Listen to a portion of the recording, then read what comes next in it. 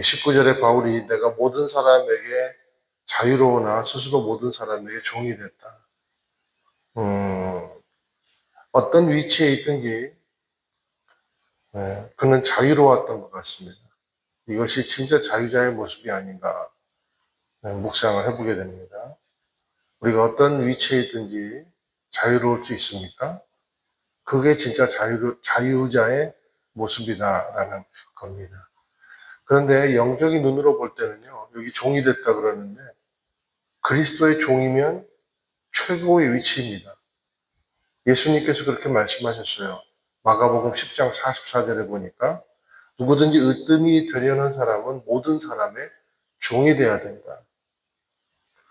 우리가 비록 인간의 눈으로 볼 때는 낮고 천하게 보일 수 있으나 종된 모습으로 살아갈 때 예수님께서는 그를 으뜸으로 만들어 주시겠다는 아마 약속일 겁니다.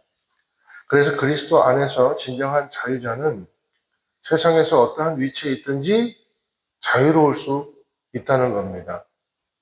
그 위치가 종이 되었건 그리고 리더의 위치건 어떤 위치건 자유로울 수 있다는 거예요. 그 자유로울 수 있다는 것의 다른 말은 교만하지 않을 수 있다는 겁니다. 비겁하지 않을 수 있다는 겁니다. 왜요? 그는 이미 그리스도의 종으로서 영적 최고의 위치에 올라 있기 때문입니다. 그래서 자유자가 스스로 종이 되어 섬길 수 있는 겁니다. 그런데 자유자가 스스로 종이 돼서 사람을 섬기는 이유가 있다는 겁니다. 그게 예수님 닮은 모습이기 때문에 그래요. 근데 바울은 이 종이 된 이유는 생명을 얻기 위함이다. 이렇게 여러 차례 반복해서 말씀을 하고 있습니다. 그래서 여기 20절에서 22절 보니까 내가 22절이 집약인 것 같아요. 중반절에 보니까 내가 여러 사람에게 여러 모양이 됐다. 그게 20절부터 22절까지 말씀입니다. 그런데 목적은 그들을 얻기 위해서다. 몇 사람이라도 얻기 위해서다. 오직 바울은 생명을 얻기 위해서 변화무쌍하게 행동을 했다는 겁니다. 생명을 얻기 위해 바울이 행한 변화무쌍한 행동을 우리는 복음의 옷을 입었다라고 표현할 수 있겠습니다. 이것은 변질이 아니라 변화한다는 거죠. 우리 교회도 생명을 얻기 위해서는 과감히 변질이 아니라 변화무쌍하게 변화할 수 있는 교회가 되기를 예수님의 이름으로 축원을 드립니다. 그게 바울이 권고한 내용이에요. 그래서 바울도 유대인에게는 유대인처럼 율법 아래에 있는 사람에게는 율법 아래에 있는 사람처럼 연약한 사람들에게는 연약한 사람처럼 그들을 동감해 줬다는 겁니다. 공감해 줬다는 겁니다. 같은 모양으로 낮아졌다는 겁니다. 그래서 그 모습은요, 변질이 아닙니다. 복음의 옷을 입은 변화라는 겁니다. 이것을 통해 우리가 알 수 있는 것은 뭔가? 종은요, 고집이 있어서는 안 됩니다. 복음에 대한 정확한 고집은 있어야죠. 그런데 우리가 사람을 대할 때 그리고 관계할 때 뭐가 있어야 되냐면 유연성이 있어야 되고 개방성이 있어야 된다. 그렇게 묵상을 해볼 수가 있겠습니다. 예수님이 유연성과 개방성이 없으셨다면 어떻게 영광의 자리에서 벗어나서 종의 자리로 낮아 변화될 수가 있었겠습니까? 예수님처럼 유연성과 개방성이 있는 분이 없다라는 거예요. 우리가 사역을 하다 보면 지독하게 폐쇄적인 사람을 발견하게 됩니다. 용납이 안 돼요. 자기 기준에서 조금만 벗어나면 용납이 안 돼요. 지독하게 변하지 않는 사람이 있다는 거예요. 왜 그렇습니까? 개방성이 없고 유연성이 없기 때문에. 한마디로 종의 마음이 없다는 거예요. 그래서 내가 나 자신을 점검하면서 내가 왜 이 일만 닥치면 화가 나고 왜 내가 이 일만 닥치면 누군가 내 것을 침범한다는 생각을 느끼지? 라고 묵상을 하면 종의 마음이 없는 겁니다. 개방성과 유연성이 부족한 거예요.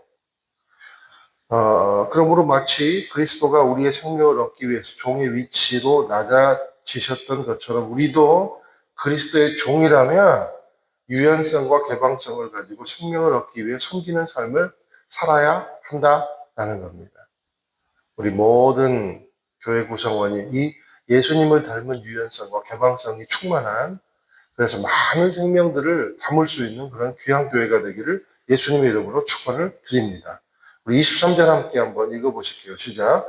내가 복음을 위해 이 모든 일을 하고 있습니다. 그것은 내가 복음이 주는 복에 참여하기 위함입니다. 이게 이제 목적이에요. 그것은 내가 복음이 주는 복에 참여하기 위함입니다. 바울의 진정한 속내라는 거죠. 자, 복음을 위해 일한다고 하면 내가 주님을 위해서 뭔가 해드리는 것으로 오해할 수 있습니다. 그렇지 않습니다.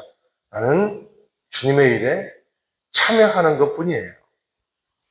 바울은 자신이 복음을 위해 목숨을 거는 일이 마치 주님을 위해서 뭔가 호의를 베푸는 것으로 절대 말하지 않습니다. 오히려 내가 그것을 전하지 않으면 안 되는 이유는 복음이 가져다주는 어떤 축복의 어떠함들을 누리고자 합니다.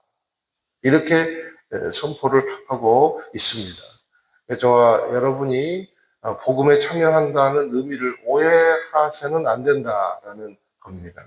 우리도 복음에 참여하고 교회의 일에 헌신함으로 그런 거 느끼잖아요. 다른 사람도 살지만 정작 누가 삽니까? 내가 사는 것을, 살아나는 것을 우리가 느끼지 않습니까? 그러니까 섬김으로 내가 더 큰 은혜를 누리는 경우를 우리가 많이 보게 되더라라는 겁니다. 말씀 묵상하면서 이런 생각해 봤어요. 세상에서 이리 치이고 저리 치이는데 교회라는 안식처, 그리고 그 교회라는 데서 내가 뭔가를 섬길 수 있고 또 섬김을 받을 수 있는 것이 얼마나 나에게 귀한가. 참 이 교회 없으면 어떡하나. 교회 공동체 없으면 어디서 만족을 누리나. 그런 생각을 해봤습니다. 그러니까 자세히 들여다보면 주님을 섬기고 예배하는 그것이 내 삶의 진짜 자양분이고 비타민이고 삶의 돌파구더라라는 거예요. 저와 여러분의 섬김에 주객이 전도되지 않게 되기를 예수님의 이름으로 축원을 드립니다. 우리 가만히 생각해 보면 이 교회만큼, 이 복음만큼, 예수님을 섬기고 예배하는 것만큼 우리 삶의 돌파구가 어디 있습니까? 너무 감사한 일이죠. 우리 24절, 25절 함께 읽겠습니다. 시작.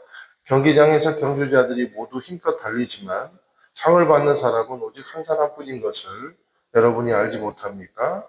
이와 같이 여러분도 상을 받기 위해 달리십시오. 경기에 참가하는 사람은 누구나 모든 일에 절제합니다. 그들은 썩어 없어질 멸류관을 얻으려고 절제하지만 우리는 썩지 않을 것을 얻으려고 절제합니다. 절제한다.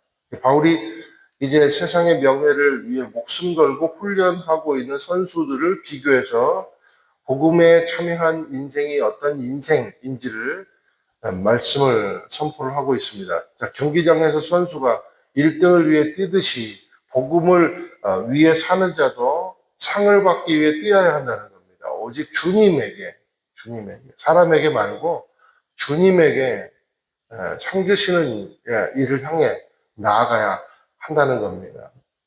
선수도 자신의 삶 전체를 오직 그렇게 반드시 뺏기잖아요, 그 자리. 그죠? 그리고 그거 없어지잖아요. 그 메달. 평생 갑니까? 그런데도 불구하고 삶 전체를 운동선수가 그렇게 메달만을 위해 매달리는 것처럼 그 자세를 배우라는 겁니다. 복음 안에 자유한 인생은 복음을 위해서만 사는 것이 당연한 인생이라는 거예요.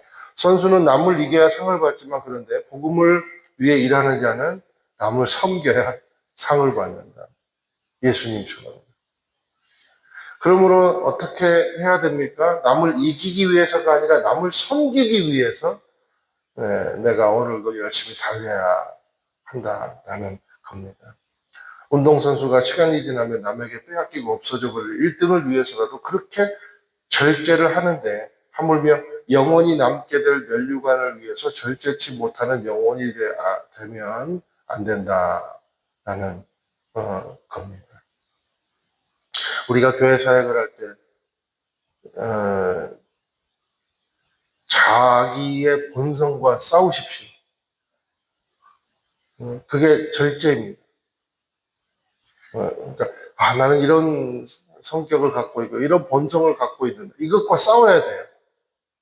이게 절제라는 겁니다. 왜요? 예수님을 섬기기 위해서, 복음에 동참하기 위해서, 복음에 집중하기 위해서 우리가 복음에 목숨 거는 인생으로서 이런 절제가 있게 되기를 예수님의 이름으로 축원드립니다.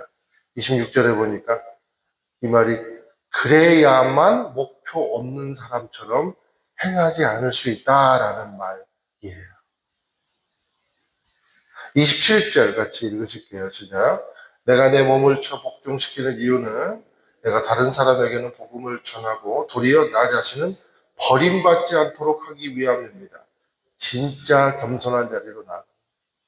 바울이 진짜 얼마나 겸손한 사람이었는지를 알 수가 있습니다. 착각하지 않는다는 거예요, 절대로. 예수를 위해서 일하는 것, 복음에 참여하는 것, 그거 내가 살고자 합니다. 솔직하게 말하는 거예요. 안 그러면 죽기 때문에. 그래서 마귀에게 끌려다니는 소모전 가득한 인생이기 때문에 내가 복음을 지금도 죽고 붙잡는다는 거예요. 이거 안 붙잡으면 살아날 수 없기 때문에. 마귀에게 끌려다니기 때문에. 그래서 나는 복음을 생각하고 복음을 참여한다는 겁니다. 예수님께 버림받고 싶지 않아요. 그리고 마귀의 종이 되고 싶지 않아요. 이런 마음으로 참여한다는 거예요. 예수님이 설마 바울을 버리겠어요?